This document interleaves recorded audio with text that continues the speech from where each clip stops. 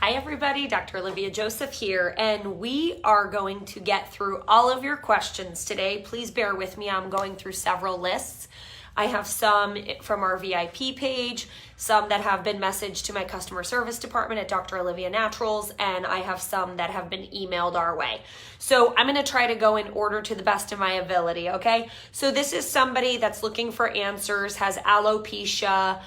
What can you do to stop the alopecia and have hair regrowth? First with that is, with alopecia, there's autoimmune, and then you have to work on the immune system in the gut, and then there's also hormone related when your body's converting to too many androgens, specifically male androgens, which is going to cause hormone related type hair loss. With that said, in order to regrow your hair, your ferritin levels need to be 60 or higher. So if you do not have healthy ferritin levels, hair regrowth will not take place.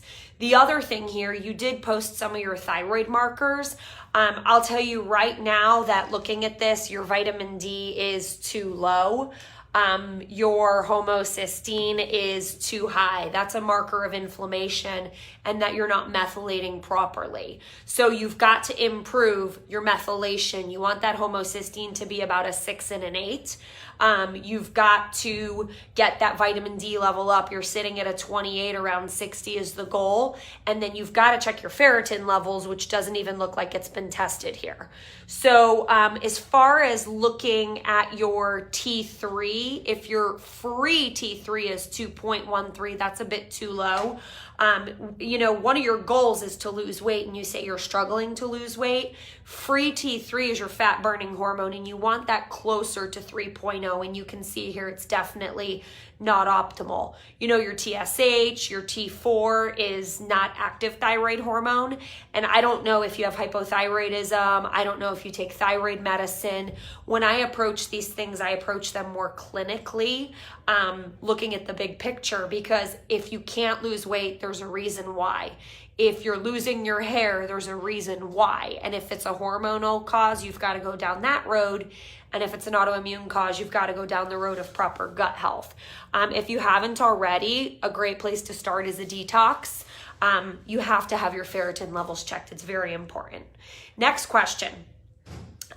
This is somebody new, a new member in our group. Welcome, Cheryl. Just ordered the vitamins and fixing to do a detox. How do you know what to mix it with, what to eat, what to do, what not to do? If you hop in our Detox with Dr. Olivia page, we have videos that will get you through the detox.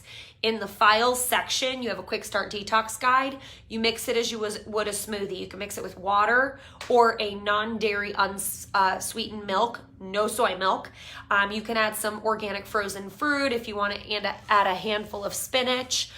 Be my guest. Lunches and dinner are proteins and veggies. You're welcome to eat sweet potatoes. You're not eating any gluten, dairy, soy, or refined sugar. If you feel like you need an extra snack, you can snack on fruits and veggies, but you're also welcome to snack on a handful of raw nuts if you'd like. So that'll get you through the detox. You got to get through one full container. If you're using 2 scoops twice a day, that's going to take you 10 days. If you're doing 1 scoop twice a day, it's 20 days. It's just a matter of how quickly you want to detox. Next question. My 82-year-old mother had a small resection surgery in her intestines, and she's having severe leg cramps every night. Her potassium's fine, but her calcium is low. And it was suggested she drink pickle juice. That's interesting. I've never known that pickle juice was high in calcium. Who knew? Not sure why, but I'll do some research on that. You're giving her magnesium at night, and you want to know how much is too much. So with potassium, coconut water is a great source of not just potassium. I know she's not low, but coconut water is a great source of potassium, but it has other electrolytes combined with it. So giving her some coconut water is a great idea. Having her have a little bit of Celtic or Himalayan sea salt. I prefer Celtic sea salt, just on some cut up raw veggies, or even a pinch in her water would be okay. Giving her some quinine water, which would also be okay, which is going to be like true tonic water, not the fake tonic water. Q tonic is one that has real quinine water. It's real quinine water. As far as the magnesium, how much is too much? You can take magnesium to GI tolerance. So I work with many healthcare practitioners that recommend 400, 500, 600 milligrams of magnesium to their patients. That's fine, but at the end of the day, you're not going to overdose on it. The worst thing that's going to happen is you're going to have a loose stool, but the source of magnesium matters, and when you want it to go into muscle tissue, you definitely want to use glycinate. So that's my 2 cents on that. And Metagenics does make one called CalApp Plus Mag. I think it might now be renamed to the Bone Builder. So that one has both calcium and magnesium but that calcium is more specific to bone density. So I did a separate video at Dr. Olivia Naturals for the person who asked me about natural estrogen blocking therapies or supplements. I thought that deserved a more detailed answer. So if you haven't seen that yet, just go to Dr. Olivia Naturals, and I posted a full video on that. Okay, love this question. Could there be a specific reason my skin tends to flush pink very easily? Abso-stinkin-lutely. It can be a histamine intolerance. So if you have bacterial overgrowth within the gut, that bacterial overgrowth tends to release histamine into your system. And you're going to be more sensitive when you eat high histamine foods. And there's a lot of healthy foods that are high histamine foods. Bone broth, high histamine, sauerkraut, kombucha, kimchi, wine, any cured foods. So I do think that testing for SIBO or doing a breath test is valuable, or doing a gut cleanse. The other thing is some people have a DAO gene mutation, or they don't break down DAO enzymes properly. I'm going to be totally honest with you. I have not seen any probiotics specifically designed for DAO or enzymes specifically designed for DAO work. There's a few companies out there. Ben Lynch's company, Seeking Health, makes an enzyme and a probiotic specific to histamine. I just haven't seen that work. What I've seen be far more effective is looking at things like food sensitivity testing to see if there's a food you're eating that's creating inflammation. Testing gut health or testing for SIBO to see if there's a bacterial overgrowth, addressing that. And there are some great natural antihistamines out there. I use Sinuplex by Metagenics. I use D-Hist by Orthomolecular. And Designs for Health makes one called Histes that's pineapple free, because Sinuplex and D-Hist do contain bromelain from pineapple. And pineapple, believe it or not, is in the top 10 most allergenic foods. So I think I have a video out there somewhere on the top 10 most allergenic foods. I probably recorded it years ago, so it's time for an update. I'll also do a video on the efficacy of food sensitivity testing. I get that question a lot. I've had a lot of people say to me, my gastro doesn't believe in SIBO. I was just emailing this yesterday with 2 different gastroenterologists that I work with here in the St. Louis area about SIBO, about patients we're co-managing that have SIBO. And it's the biggest frustration, because I'm like, it's not the tooth fairy. There is testing for SIBO, right? And this testing is most cost effective when done through gastroenterologists. And the gastroenterologists I work with do the SIBO testing. But what's very frustrating for people like you, it's frustrating for healthcare providers too, is the inconsistency among practitioners. And I just had this case in point happen yesterday, where I had somebody do IgG, food sensitivity testing, and a stool analysis, and then had another practitioner not trained in functional medicine poo-poo it. But yet the functional medicine gastroenterologists that I work with, we're all using this testing, right? So the issue is functional medicine training is not part of our traditional training. We really have to travel, spend a lot of time, spend a lot of money training on functional medicine. It's just not part of a normal curriculum, unfortunately and sadly. So next question, what could be the cause for dry, cracked heels, dry hands? You've got a million reasons why. I mean, so many reasons why. An essential fatty acid deficiency, poor water absorption. When your thyroid doesn't function properly, you will not absorb water properly. Another reason sometimes you see irritated skin and skin conditions is because of different types of dysbiosis or bad bug overgrowth within the gut, because what's going on in your gut can affect the absorption of certain nutrients. So I think in cases like this, it's very important to properly check for nutrient deficiencies, properly evaluate the thyroid, remove inflammatory foods, deal with infections within the gut. But here's my little secret.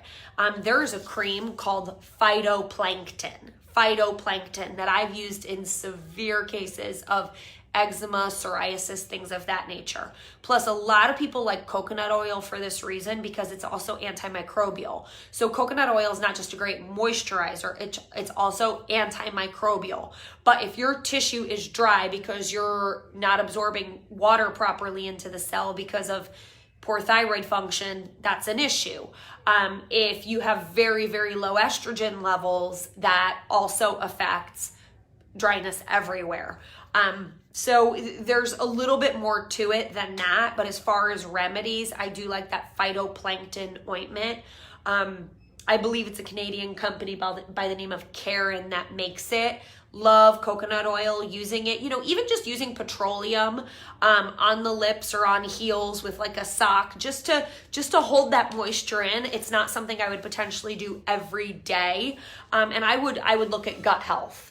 So the next question is I wake up nauseous and feeling queasy in my stomach. It's not always in the morning, but oftentimes it is. This is where I like to do more specific gut testing, because when you're laying down, if you have any infections in your stomach, like H. pylori, things of that nature, those tend to cause gastritis and an irritated stomach. So I don't like to test for H. pylori by itself, but I do a lot of testing for H. pylori because it's really a big root cause of gastritis. In cases like this, I might do like a 30-day gut reset using some pancreatic enzymes, maybe using some glutagenics, which contains L-glutamine, deglycerized licorice, as well as, what else is in there? Aloe. You can mix that with water after lunch and dinner. I think that's a good way to just kind of reset the digestive tract. The other thing is if you do have bacterial overgrowth in the small intestine, that bacterial overgrowth is up higher. And what it does is that bacteria releases air and gas into your system, and it can push things up. So when you're lying down, there's a little bit of that regurgitation, and it's not acid reflux. It's really not. It's not a hiatal hernia. It's just this expansion of fermentation happening that ferments up, and it can leave you feeling kind of nauseous and queasy. I've experienced that many times in my life. For me, I've had H. pylori twice. The other thing is you say it was triggered during pregnancy. Well, one thing that happens when you're pregnant is your bowels slow down. The reason your bowels slow down is so you can absorb more nutrients from your food. And some people end up more constipated because of the prenatals that they're taking. So at the end of the day, if your bowels aren't moving, it's a breeding grounds for bacterial overgrowth. So, you could do a breath test that can test for SIBO and H. pylori at the same time. You could do a stool analysis. You can also test for H. pylori through blood. So I would do a little bit more gut testing because I promise you it's not normal. Okay, that's it for my VIP list on Facebook. Now, I do have a few other ones. This next one, I've been on a plant-based diet for a year now. Could you please clarify what foods assist with inflammation? Okay, so I know you're on a plant-based diet, which means I don't know if that means you're vegetarian, vegan, or just a majority of your diet is plants. So as far as foods that are very, very inflammatory, gluten is your most inflammatory one. So if you're totally vegetarian or even vegan and you're eating a lot of grains and legumes, not a good idea. They're very hard to digest. So if your definition of a plant-based diet is a majority, your foundation of your diet is plant-based, then that's great. Foods that are anti-inflammatory are things like ginger, turmeric. Those are really good anti-inflammatory foods. But anything in the greens family is going to create a more alkaline environment. And the more alkaline you become, the less acidic, the less inflamed you will be. So I think it's important to take a look at inflammatory markers like C-reactive protein, homocysteine, so you know how aggressive you need to be. Because if your homocysteine's high, it's not really a food issue. It's a methylcobalamin, B12, methylfolate, B9, deficiency potentially, or a gene mutation called MTHFR. I would point you in that direction. I also use an anti-inflammatory medical food that is plant-based called Ultra Inflamex by Metagenics, or you can use Inflammacore by Orthomolecular as a breakfast smoothie daily. So the next question, how to get to the bottom of my extremely low ferritin, even though my hemoglobin's in the normal range. Hemoglobin in the normal range does not mean much, okay? You probably have enough iron, which is why your hemoglobin is normal, and ferritin is stored iron. So you want your iron levels to be about 100. By the time the blood cell becomes affected, or your hemoglobin becomes affected, things have to be really low for quite some time, typically. So with ferritin, if you just can't build your ferritin levels up, dysbiosis or bad bugs, bad bacteria within the gut feed on ferritin. So if you're supplementing and those levels aren't going up, maybe you lack hydrochloric acid in your stomach. Maybe you lack B12. Maybe you lack folate. So it's important to look at all of these factors for iron absorption, such as healthy hydrochloric acid, healthy B12, healthy B9 levels. But keep in mind, if you have a bacterial overgrowth within your gut, that bacteria could be feeding on ferritin, and then you're going to have a very hard time bringing that ferritin level up. The next question, post info on detoxing specifically from breast implant illness. Okay, so here's the thing I've seen with breast implant illness. I have seen a lot of women with breast implant illness have mold toxicity. And that's where I like to run a complement C4A. It's an immune marker, and when it's high, I'm worried that that person has mold toxicity, which could potentially stay in your body even after proper explantation. I do still recommend the detox that I stand by, Ultra Clear pH, but I would also add some type of metal detoxification, such as Metallo Clear, or instead of doing Ultra Clear pH, I would do Ultra Clear Renew, which has the metal detoxifier in it. I would do the protocol that's in the Gut Cleanse, which is in the Detox with Dr. Olivia group that has Candibactin AR and BR, because within the AR is a biofilm disruptor. So if you have biotoxin illness, you have to use a biofilm disruptor as well as a chelating agent. I'm sorry, not a chelating agent, a binding agent. There's more sensitive testing you could have done, okay? But at the end of the day, I think proper detoxification is very, very important.